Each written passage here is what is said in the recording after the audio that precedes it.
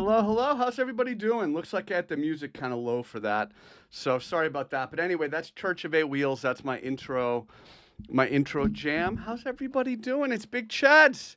I haven't streamed maybe in a few weeks, but I wanted to touch base with you folks today and kind of let you know my thoughts. As we're heading into the holiday, you see me active. I'm active, of course, on Twitter at Big Cheds. If you're on Bitcoin Live, you see me there twice a week.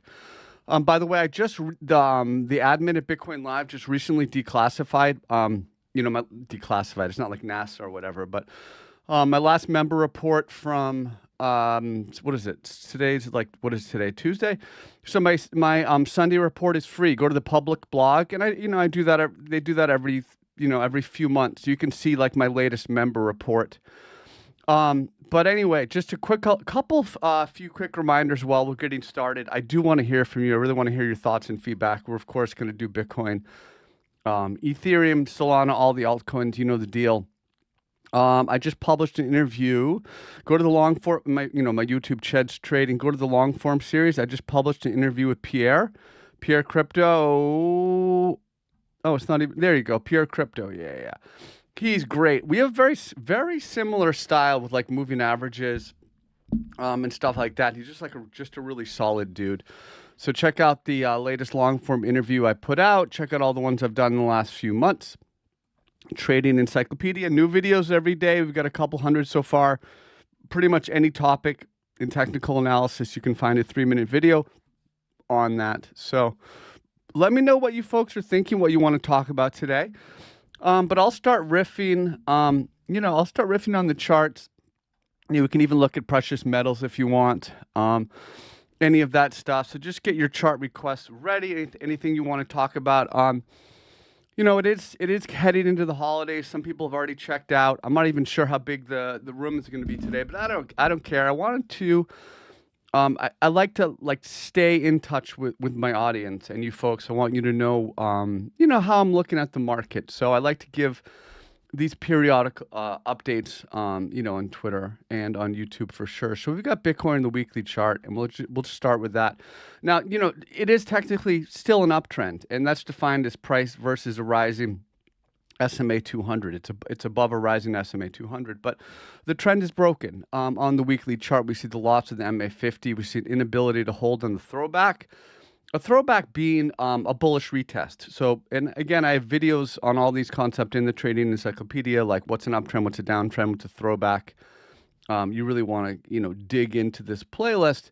But the throwback is a bullish retest. So you set a range peak, you come over, and once you break out, that should be support. And when you observe the price re-entering the range, it's a false breakout. That's a very bad momentum signal. So we kind of have the double whammy of the failed throwback and the loss of the SMA 50. SMA meaning symbol moving average or equally weighted. So it's 50. That means the last 50 candles are equally weighted. That's the orange line, right here. And we see on these drops, the Bitcoin, it found support at the SMA 50.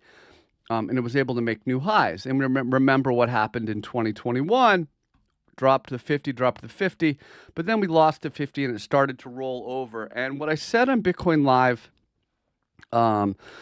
Sunday, the way I'm reading the market is there's pretty much widespread agreement that the top is in. There's some small minority of people who think it's, I don't know, like Tom Lee or whatever, right? Like people like that, maybe not, 5-10% of people who think we're just going to make a new all-time high. But the real debate seems to be between two camps. Do we just roll over now and test, 76K, maybe 60K? Or do we bounce first, right? The question is, do we bounce first before we roll over, or do we just roll over? And the people who think we're going to bounce first, okay, in that camp, there's some disagreement. There's some people who think, we've got enough juice to bounce to 99K. Some people think we have enough juice to bounce to 107.5, 108K, right? Because we know there's some key levels above that the price is defined for us. For sure the 99K pivot, and then for sure 107.5, which is where we talked about that failed throwback. So some people think we're going to bounce and then drop there, bounce here, and then drop. And other people like me, I think we're probably just going to drop. I don't really see a lot of strength here. And the reason why people are thinking we're going to bounce first is they're kind of, they're thinking back to 2021 and where we had this bounce here. We had this big bounce here into the underside. And a lot of people are drawing, fractals or something like that, where we had this failed breakout. And the way it's looking is we don't even really have enough strength, for that. We don't, in my view, it looks like we're probably not even going to have enough strength to, underside retest, 99K or, 107.5. So, for me, the way I'm reading the market right now is just a straight up bearish consolidation, whether you call it a bear flag, whatever you want to call it. It's been going on for a while. I mean, you see five bars here sideways in the weekly, move down 1, 2, 3, 4, 5 bars. It's all underside EMA 8. It's all, post breakdown. It's all post breakdown. And it's just above, which is just a logical spot for the price to test in the interim, in the short term, which is for me 76K. And I've been saying 76K for a few weeks now, right? So again, the disagreement that I'm reading in the market, what's up, Matesh? Do I trade stuff other than crypto? Yeah, I trade a lot of like options and big boards and stuff. He says, will you chart stocks or something else now that crypto's dead? Crypto's not dead. I mean, people always call crypto dead. I'll still be doing crypto. I may pepper in, some, precious metals charts, gold, silver, and all that. But I'm not going to like switch my account to like, I'm now like a JP Morgan chart card, I mean, I trade options and big board stuff, but I'm not going to, like people say crypto's dead, but like, what is dead may never die, right? Thinking about Game of Thrones, like crypto's like been dead many times. Like how many times has crypto been dead? Like I'm a Bitcoin price specialist. That's what I do. I'm not going to like stop tracking Bitcoin, right? You can always count on me doing that. I don't tweet everything I trade. I don't trade everything I tweet. And I'm not just going to like pivot, like, the whole idea, the whole meme of like, crypto's pivoting into like, equity stocks. I think people have said that, a lot of people have said that. But Matej, no, I'm just going to keep doing what I'm doing. Like I'm good at what I do. I'm going to keep doing what I'm doing. But if there's more stuff and different stuff you want me to cover, go ahead and ask. I'm happy to do that, Matej. But in any case, what's up, Psalm Capel, Rube, everybody else? So the disagreement really is between do we have enough mojo to bounce into one of these levels or do we just roll over? But really the general agreement is that the trend has topped off and we're heading lower. I remain in the camp that in some way or another, in some form or another, regardless of this path, regardless of the texture of the consolidation, the road it takes, we are at some way or another going to bottom between 35 and 45K.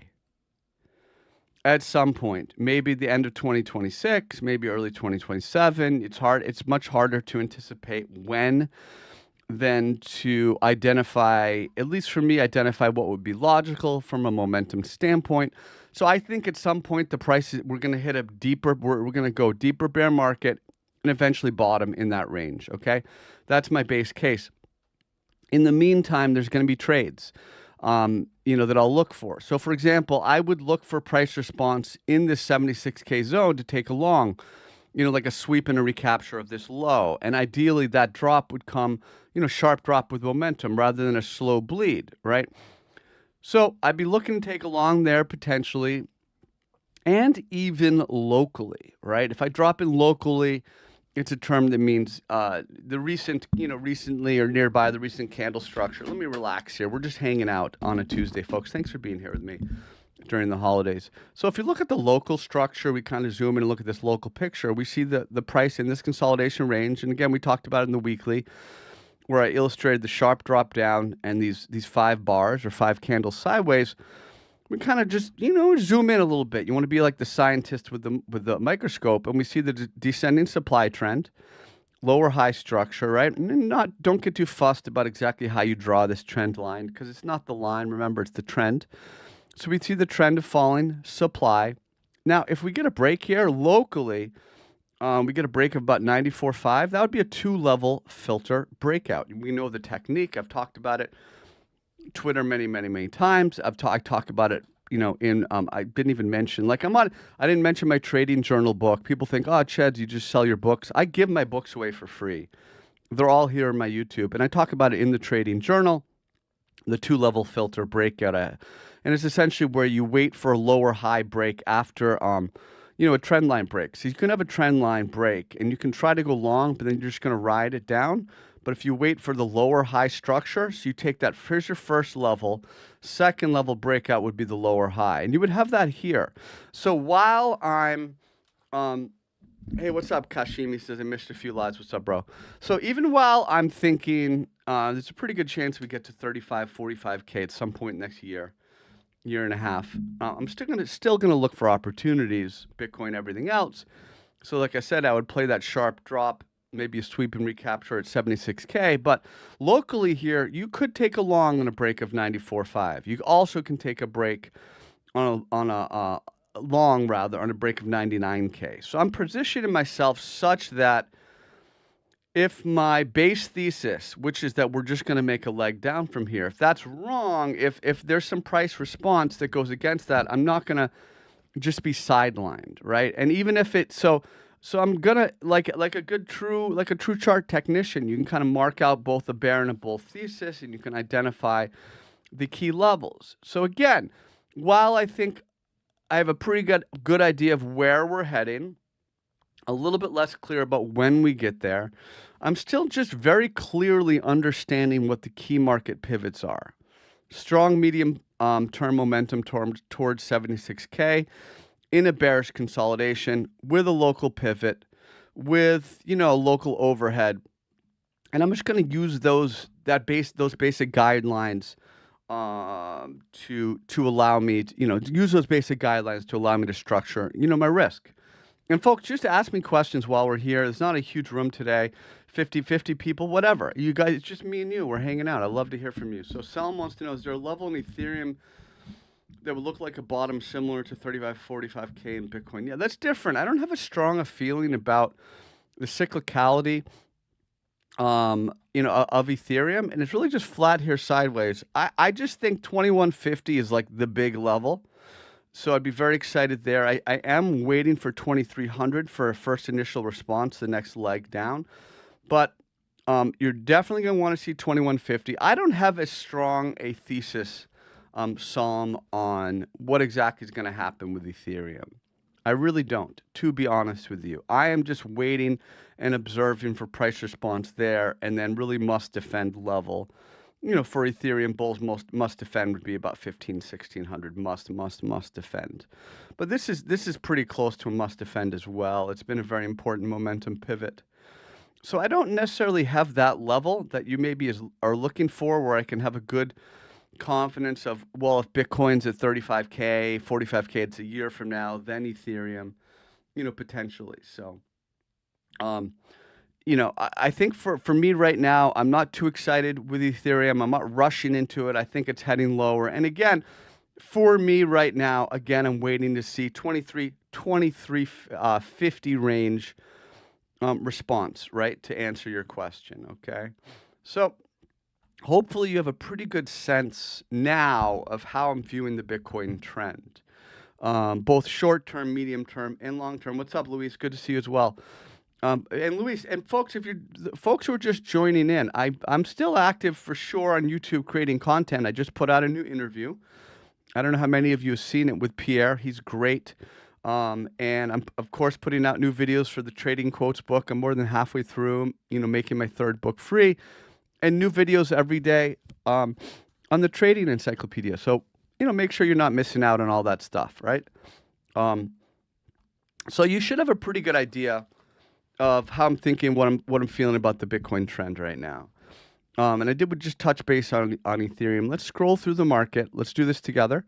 Let's see what you folks want to talk about. Now, Solana's just looking pretty weak for sure, lowest price since April. And if you look at the weekly trend, weekly price structure has kind of a head and shoulders top look. And you can see really a precipitous drop ahead here on a break of about 100. I think it's probably headed for this range here, around $35, $45 in this range. I think it's a pretty good chance we see Solana here, in the next 6 months. So if you're looking to maybe spot accumulate for the future, if that's your strategy, I think there's a pretty good chance we get down to that range.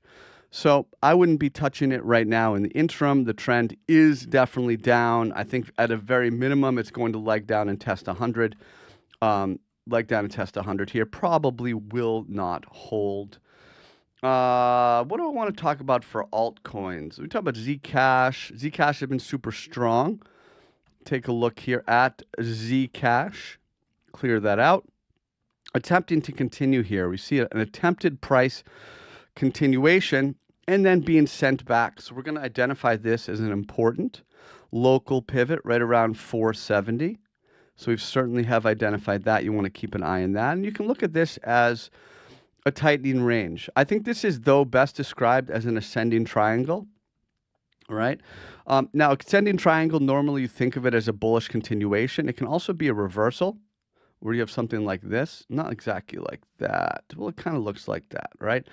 Where you can continue out. So this would be a reversal of the secondary trend. Primary, secondary trend. You can have a reversal of the secondary trend, rejoining the primary. It looks generally like an ascending triangle. Your breakouts at 470. Matej, let's see. So that's Zcash. Let's check out. Let's look at gold and silver. I should be able to do most of your requests today because it's not a large room. I'm really happy to look at whatever you guys want me to look at. I mean, gold is pretty sick. Gold and silver are pretty sick. There's all sorts of things you can do in terms of like trying to estimate where it's going to go.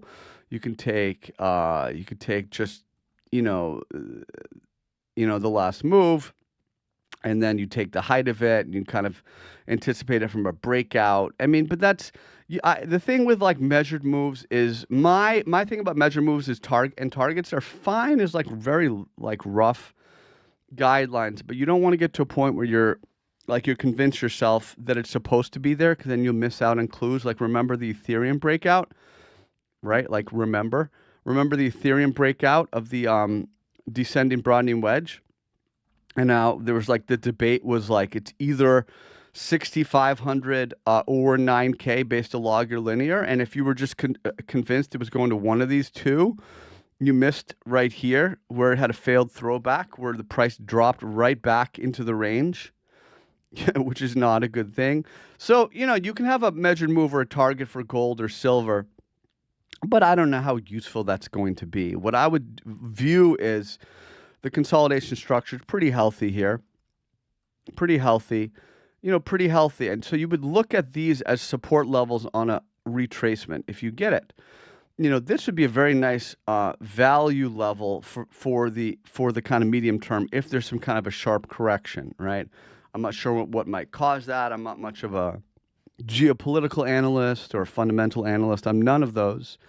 But I can identify price zones which would be interesting to me. And it's super hot for sure, but you can see momentum turn around in the interim. And you could even see like a sharp drop back to this range and the trend would still be intact. But in the meantime, I would not bet against gold to continue higher. Same thing for silver. Silver's just ridiculous. I mean, that's ridiculous. This is just ridiculous. We're in the weekly. I mean, let's scroll out here. I mean, look at that, right? So, all the way 18, 19, 20. Thing is just ridiculous. So silver's mega strong. I don't have a target for you. I don't know how valuable it's going to be for me to just throw out a number that you're going to be convinced that it's supposed to be there. So, but both gold and silver are incredibly strong, and I would not. Pardon me, I wouldn't want to bet against them. But Matej, yes, there's definitely potential for more up. I think they both probably continue up. James, what's up, James? Do you think there'll be tax selling for IBIT? Let's take a look. I think I have IBIT in here. So basically, IBIT basically tracks the Bitcoin chart. It's like kind of the exact same thing, right? So we'll go take a look at it. It's got some of the same issues. We look at the weekly 50 loss. It's a very similar price structure. The question is, do I think there will be tax selling for IBIT as it's under the yearly open? Now, I don't personally use single data points. I know many other traders and analysts use like a single data point, like the yearly open, like right up here, $60. All right. I don't think a single data point matters, right? When we talk about, let's go back to Bitcoin for a minute, and maybe I'll just bring this IBIT up here to the top just to make my life easier. So if you go to like a single, I mean, if you look at Bitcoin, like I don't need a yearly open to identify the key levels. That doesn't change anything for me. I still have, 1075 laser focused as the prior range peak, recent price structure. This is much more convincing to me, the multiple data points, right? Classical charting, multiple data points with time interval, price distance, right? These are concepts in classical charting. I go over them, of course, in the Trading Encyclopedia. So yearly open, whatever. But, I don't know that the yearly open matters for IBIT. I think more so it's going to be tracking what the underlying instrument, what, Bitcoin's doing. And I went over in pretty reasonable detail from a momentum standpoint, what I think is happening with Bitcoin. Now, the question is that you put is a reasonable one in that would there potentially be tax loss selling? Tax selling, maybe. I think it's a reasonable argument, but I'm not a tax guy. I haven't studied. I don't read textbooks on tax strategy. I don't read textbooks on, fundamental strategy. I don't read textbooks really on investing. I read textbooks on classical charting, Japanese candlestick theory, right? Maybe trading psychology. Like those things are interesting to me. That's my approach. So what you say to me is reasonable and logical, but I don't necessarily have any alpha on that other than my perspective that IBIT's not going to care about the yearly open. IBIT's going to pay attention to whatever Bitcoin's doing, and it's going to kind of follow along that way.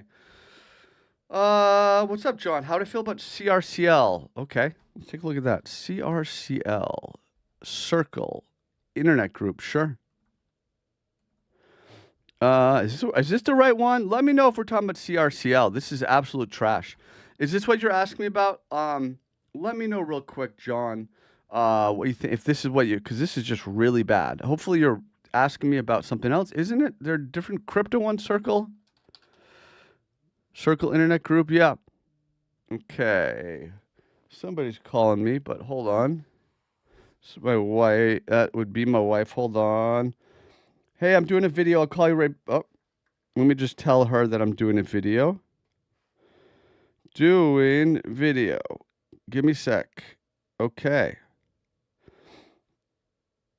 Okay. Sorry about that. So, yeah, I mean, hopefully this isn't what you're asking me about, but this is a pretty rough looking chart. I don't like it. It's a downtrend. I'd completely avoid it. Okay, this is what you're asking me about. Yeah, this is a really, really bad chart. Are you still in this? Like, there's no reason to still be in this, right? If you got in this and you see the breakdown, underside, this is called the pullback. So we talked about a throwback earlier. You folks know about the pullback. It's a bearish retest, underside. And you had a perfect retest here, drop back down, come up here, rejection. It's just a garbage chart. I would not be touching this. Hopefully you have $0 in this. Hate it. It's probably going lower. Let's see. John says you're curious why. But this trash. I mean, if it bounces back up here, it's a potential short with a nearby invalidation. Short setup on SUI. I think I have SUI on this playlist here. So for SUI to be shorted, you're going to need a bounce, right? And if you think about the idea that proper trading is trading with the trend, okay? And so that would be, for example, an uptrend, it dips to support, and then you continue with the trend, either the breakout or you buy here in the retest. And here, this is a move against the trend. So we talk about the primary trend, and then we have the secondary trend, right? And so the secondary trend's a move against the primary trend. You're taking advantage of a move against the trend. And if you want to short something, you take a downtrend, you want it to bounce first. You want to have a move against the trend because trends tend to continue. And ideally, it's maybe some support here that then was lost and it's a bounce into the underside, right? So that's conceptually, right? So when I look at the chart itself, I say, okay, if I want to short this, I want some strength first. I want to see this bouncing all the way up to the $1.95, $2 range. It would set up for a really nice little short. Even locally here, maybe even a bounce into 160, depending on what happens. You know, maybe if you wait a little bit, Bollingers come down, and then you get a bounce up. You get a couple upper wicks, like a gravestone, or just, you know, a series of upper wicks, tweezer top, whatever. Bounce, it would be a lower high. So you just need a bounce first, okay? So that's just what I would say about SUI. If you guys want me to look at any altcoins while we're here, I'm happy to do that. All right, but back to Bitcoin. I think what's going to be important, what I recommend, I'm saying this at Bitcoin Live, Twitter, I'm saying this to my dog, my cat, the mailman, everybody, is that you want to wait for price interaction with key levels, right? And in this case, I would avoid the chop in this consolidation range, generally a bear flag type of structure. You're going to want to wait for either to see what the price response is, 76K zone, or this local pivot right around 94.5 that we've talked about. And you really want to resist the urge to just jump in and play around and just, drop to the 4 hour, even the 1 hour, and kind of look and play in here. You're getting false breakouts. Look at this Bollinger pinch and bounce, and then dump, right? There's just nothing in here. This is part of a wider consolidation range, and you want to learn how to protect yourself by waiting for price interaction with a key level. It's really important, because otherwise you're just going to put the market makers' kids through college. Matej wants to take a little peek at SPX, S&P 500 index. I mean, it's mega strong. I know a lot of people calling top here. And a lot of people call double top, but to me, this just has the inverted head and shoulders continuation look. I mean, it looks like pretty clear to me. And we know about inverted head and shoulders, or even three Buddha in candlestick theory, where normally you think of it like that, right? But it's very much continuation as well. And what it's doing, and you don't even have to call it this, you can say cup and handle continuation if that makes you feel better. But regardless, you have the price structure. You have an initial range peak, you have a consolidation, you set a low, you come back. Now we have our higher low. So now we're watching important to defend higher low. That would be right shoulder invalidation if that fails. And then, potentially set it up for a breakdown. I like this to continue. It's likely to continue. It's bullish. And this is how I've been viewing it. I had a debate with someone a couple weeks ago who said, looking like a double top. And I'm like, man, this needs to drop. Thing with a double top, right? So, and again, I have a video on the construction of double top, double bottom, all these patterns in the Encyclopedia series. The thing about a double top, once you set a peak like this and you come back, like this is not a double top. This is just two tests of resistance. It's just two tests. Like double top has to come back to the low and at least be approaching this low before you start thinking double top. And you have nothing like that here. You have nothing like that here, right? Because this is really one top kind of here. This is just generally one test, and then it's coming back.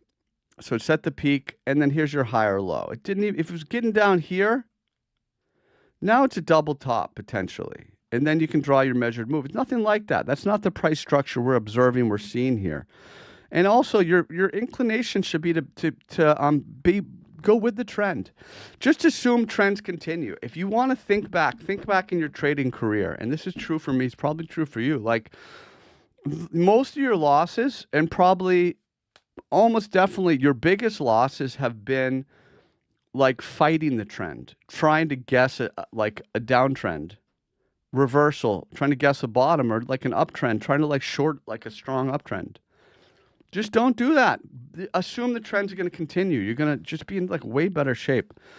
What is that, Roadblocks? Or is that Rocket Lab? Rocket Lab. Let's take a look at Rocket Lab. Mr. Solemn Capital, happy to do it. Happy holidays, Merry Christmas, Happy Kwanzaa, Happy Tuesday, Merry everything. Thank you, folks, for chilling with me on this holiday week. Wow, Rocket Labs, nice job. Super bullish. Hard not to like this. And this is what's called it's almost a breakaway gap, where you gap up above resistance.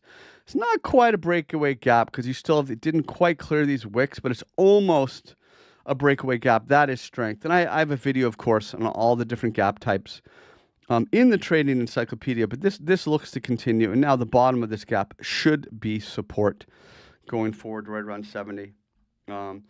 Matesh, isn't it strange that gold, silver stocks, S&P, everything is rising with Bitcoin and crypto?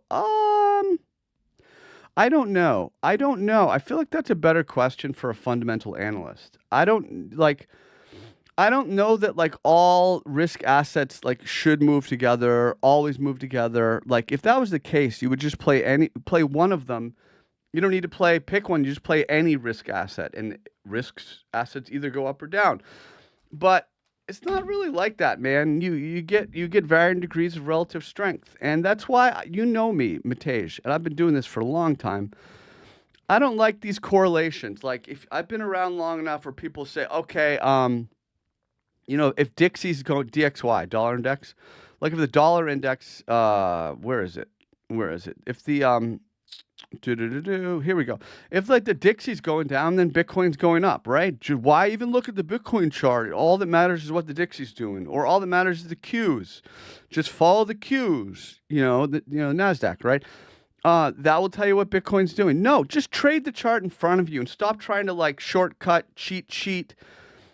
All that. Like you get different. These are just different charts, and so I don't know why one goes up and the other one goes down. I spend almost no time trying to figure out why, because you come up with a million answers. I just play the chart in front of me, and Bitcoin's had a beautiful run, off of its bottom. A beautiful run off of its bottom. Okay, made new highs.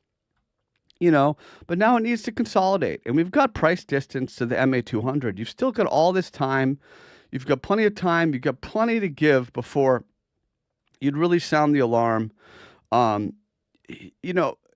trend will continue at some point, but like why it's topping now, I don't know. Why is it always topped in November, like every 4 years? Like you tell me. I don't know. So there's different reasons for why Qs go up, interest rates, lending rates, treasury bills, stuff like that's not what I do. I've found what I'm good at is just sticking to the chart and one chart at a time and not trying to correlate. Like I'll trade Bitcoin based on what silver is doing. It's just not how I roll. So I don't know why. I don't really worry or think about why. I just take the next best opportunity in front of me, and that gives me more clarity. So what I'm looking at in Bitcoin. I've done this stream. I'm doing this stream so you know where I think we're headed in the short to medium term. Okay, to reiterate. Okay, short to medium term, we're headed 76K. Okay, where I think we're headed eventually for the absolute nut bottom, sometime end of 2026, probably in that range, 35 to 45K, and in the meantime, there will be trading opportunities, and I've marked out those levels for you. Again, the quick drop, ideally, maybe a sweep, and a recapture of 76K. That's one. We also have the potential 2-level filter breakout, where we get a break of the descending supply trend, lower high break. That would be reasonable, 94.5, and also a recapture of 99K. These are all potential, like triggers for long trades on Bitcoin, even though I think I have a good sense of where it's going to be going. In the medium to long term, I'm going to mark out levels that will allow me to take trades, that will allow me to kind of cut down the noise and to look for structure, right? There's not a ton of altcoins that are really that interesting to me for longs right now. I mean, BCH has been pretty strong. A breakout of 620, 625 would definitely be a long trigger if you look at BCH. I mean, it's been like mega strong. And it's pushing into a high time frame breakout level. That's where the price is rejected since December of 2024. So maybe you keep an eye on that one for sure. I think hype's going lower. I've been short on hype since 35, 36. My coverage doesn't depend, by the way, on what I'm on. My tweets don't depend on my position, or my coverage doesn't depend on my position. But I'm just fortunate enough to take one. I mean, this is just a rounding top breakdown, right? So just very simple, very straightforward. I think it's going lower. Very much probably going to not hold here. I think it's going to go probably down to around 20, and then I'll pay attention to the price reaction there. We talked about Ethereum, 2,300, 2350, major level 2100, critical level 1600. BNB is kind of rolling over. This isn't good for the market. You know, you like it when BNB is strong, but this clearly looks like it wants one more leg down. 700, 710. Keep an eye on that. I do think XRP goes to around $1, so you may want to keep an eye on that. Certainly 125 seems likely, but I think it probably cuts in half from here, so that's something to keep an eye on. I mean, we're looking at a major high time frame breakdown, so XRP looks like it's in major trouble. Zcash, we talked about potential overhead level for an ascending triangle. Continuation with that 470 level. So there's some stuff out there to watch. But the most important point that I want you, my friends who are watching, I'm trying to help you, teach you, talk with you, is that you want to avoid consolidation ranges and avoid getting chopped out, you know, kind of in the middle of the channel. I'll look at MicroStrategy, Psalm. You want to avoid getting chopped out and wait for major level interaction. It's going to help you preserve your capital. And just know you don't have to always trade. You don't have to trade every minute, every second. You should be waiting for good opportunities that come with the price interacting with the key level, okay? MicroStrategy, okay? MicroStrategy, more like, let's see, oof, yeah. Now, I've been sounding the warning bells of MicroStrategy since, 340. So that's, that's when we started to lose the daily MA200. Yeah. It's probably going to around 120 for sure. I mean, here's the thing with the price range. You see, the top of this price range has started to be violated. Now, if you understand a concept in classical charting, let's say you advance into like a bull rectangle. You can call this a bull flag. Remember, bull flag it's parallel line, can be falling, can be sideways or rising. It's called a bull rectangle or a bull flag. And let's say, we break out of this. Now, once you break out, you want to hold on the throwback. But if you drop back into the range, okay, once you drop back into the range, you can very well and likely will test the bottom of the range, right? And we're seeing that here with MicroStrategy, where we see this pretty much exact structure and what looks to be a failed throwback. Take that. So we're already in the range. So this is probably going to test the bottom here around 120. And Bitcoin's going lower. So, MicroStrategy probably goes lower. Okay. And you say, and that lines up with your comments where it says it looked like MicroStrategy wants 118. I agree. So we shall see. We shall see. I'm going to keep updating you though. What's today? Tuesday. I'll try to do a live stream next week. If things haven't changed much, I'm going to do a live stream probably the week after, but I'm not going anywhere. I'm not going to become like a silver or gold account. I am a Bitcoin price specialist. I'm going to track it all the way to the bottom. I'm going to let you know when it bottoms, just like I did back, in 2022. We're going to look for opportunities. We'll find them together. And we're just going to keep grinding, right? Crypto's dead, this and that. Yeah, okay, fine. But it will at some point not be dead again. And there'll be new narratives driving in money. There'll be new reasons for new trends, for trends to continue higher. But in the meantime, we're in a corrective phase. And we want to continue to protect our money, protect our capital, and understand what kind of market we're working with and go from there. And in the meantime, education. You should be buffing up, brushing up. Buffing up's good too, if you want to do some pull-ups or curls or whatever. But you should be brushing up, man. I got the trading encyclopedia on my YouTube. I'm doing these long-form interviews. I'm bringing together really smart people. And we just talk. And you should definitely enjoy that. And check out all my books. I make them free on my YouTube. Bitcoin Live, where I do a twice-a-week full market report. I've been doing this for 8 years. I think I've skipped, in the last 7 years, I've skipped one video. I've been late or... I do it twice a week. I just made my last report free. So if you go to the public blog, you can see what I said to members on Sunday night. You might find that informative as well. If you're here now, you're probably enjoying my streams. You're going to enjoy this as well. It's like a 40-minute video. So go check out my latest, my latest public blog. But in the meantime, I'm on Twitter. Shoot me a question. I'll be around. I'm always here. I'm not going anywhere.